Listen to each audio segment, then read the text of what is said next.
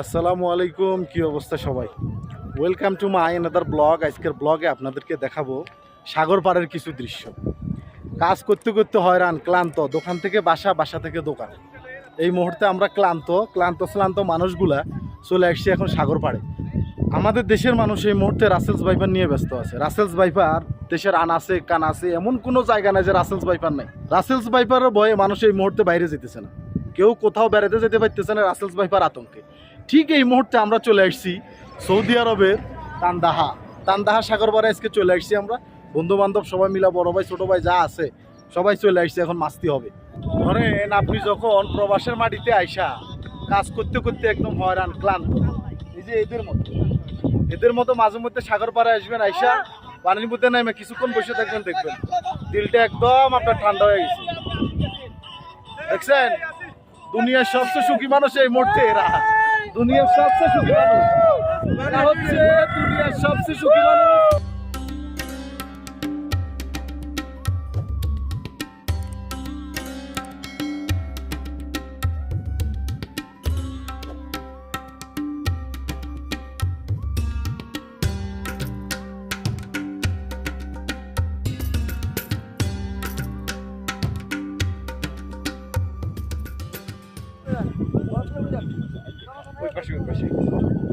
আসো আসো বাবা, আস্তে আস্তে উঠো, চলে আসো,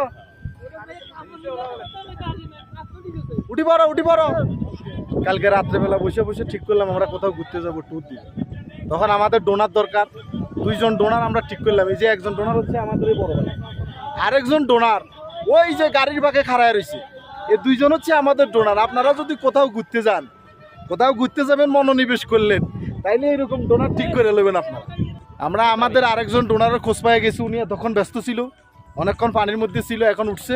এই যে আমাদের বড় ভাই নীলগেঞ্জি, আমার মতো সেম আমাদের আরেকটা ডোনার, চিনে রাখেন ওনাকে, যদি কাজে লাগে মেসেজ দিয়ে।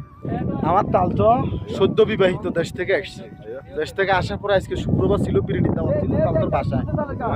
এই যে এই ছেলেটা শয়তানের আড্ডি, এই ছেলেটা শয়তানের আড্ডি। বিরিয়ানি খাওয়ার পরে সবগুলোর ধরে গাড়িতে উঠেছে।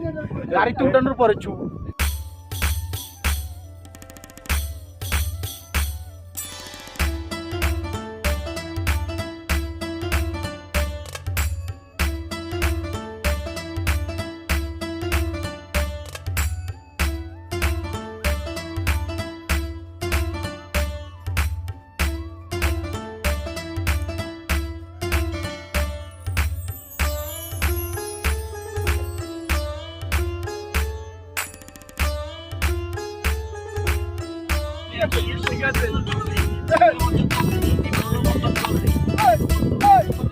আমার মতো যারা আছেন, একটু ঘুরতে মন চায়, অনেকদিন কোথাও যান না, অনেকদিন ঘোরাফেরা করেন না, আবার ডিস্ট্রিক্টের মধ্যে যারা আছেন তারা তান্দাহা চলে আসবেন।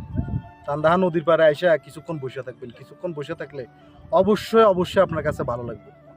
আপনি চলে আসেন, এসে এখানে বসে থাকেন, দুনিয়াবি কোনো টেনশন মনের ভিতরে রাখা যাবে না। একদম ফ্রেশ মাইন্ডে এখানে বসে থাকবেন। এখানে বসে থাকার পরে দেখেন আপনার মন 100% ভালো হয়ে গেছে।